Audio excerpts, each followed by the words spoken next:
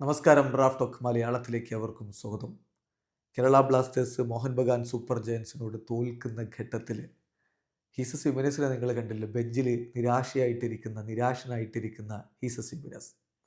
അദ്ദേഹം ഇന്നും ഗോൾ അടിച്ചു. എവേ മത്സരങ്ങളിലും ഹോം മത്സരങ്ങളിലും ഒക്കെ ഗോൾ അടിച്ചുകൊണ്ട് മുന്നോട്ട് പോവുകയാണ് ഹീസസ് ഹിമെനസ്. ഇന്ന് ഗോൾ അടിച്ചതോടുകൂടി 9 ഗോളുകളെ അദ്ദേഹം 9 എന്ന് ക്യാമറയ്ക്ക് മുന്നിൽ നിന്ന് കാണിക്കുന്നത് നമ്മൾ കണ്ടു. പക്ഷേ കളിയുടെ അവസാന ഘട്ടത്തിൽ 2-2 സമനിലയിൽ കളി നിൽക്കുന്ന ഘട്ടത്തിൽ അദ്ദേഹത്തെ പിൻവലിച്ച് പെപ്ര ഇറക്കി. അത് അദ്ദേഹത്തിന് അത്രയങ്ങ് സന്തോഷം നൽകിയിട്ടില്ല. അദ്ദേഹം ഇങ്ങനെ ഹെഡ് ഷേക്ക് ചെയ്തുകൊണ്ടാണ് പോകുന്നത്. പിന്നെ എതിരാളികൾ ഒരു ഗോൾ കൂടി അടിക്കുമ്പോൾ നിരാശനായിട്ട് ബെഞ്ചിലിരിക്കുന്ന ഹീസസ് ഹിമെനസ് വലിയ സങ്കടത്തിലാണ് അദ്ദേഹം എന്നുള്ളത് വ്യക്തമാണ്. തീർച്ചയായിട്ടും അത് ആരാധകരെ നിരാശപ്പെടുത്തുന്ന ഒരു കാഴ്ചയായിരുന്നു. ടീമിന് വേണ്ടിയിട്ട് എല്ലാം ചെയ്യുന്നുണ്ട് ഹീസസ് ഹിമെനസ്. അദ്ദേഹത്തെ കൊണ്ട് ചെയ്യാൻ പറ്റുന്ന കാര്യങ്ങൾ ചെയ്യുന്നുണ്ട്. ബട്ട് റിസൾട്ട് മാത്രം വരുന്നില്ല.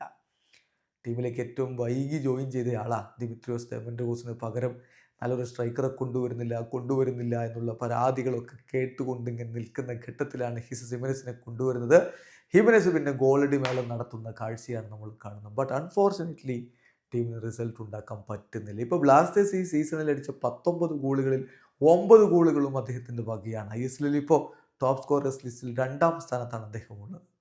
സോ എന്നിട്ടും ഇങ്ങനെ നിരാശനാവേണ്ടി വരുന്നു, സങ്കടപ്പെടേണ്ടി വരുന്നു. അദ്ദേഹത്തോട് പറയാനുള്ളത്, നിങ്ങൾ ചെയ്യുന്ന കാര്യങ്ങൾ നിങ്ങൾ ചെയ്യും. നിങ്ങൾ ബാറിലടിക്കുന്നുണ്ട്, ഗോൾ അടിക്കുന്നുണ്ട്, സെലിബ്രേറ്റ് ചെയ്യുന്നുണ്ട്, അതങ്ങ് തുടരുക.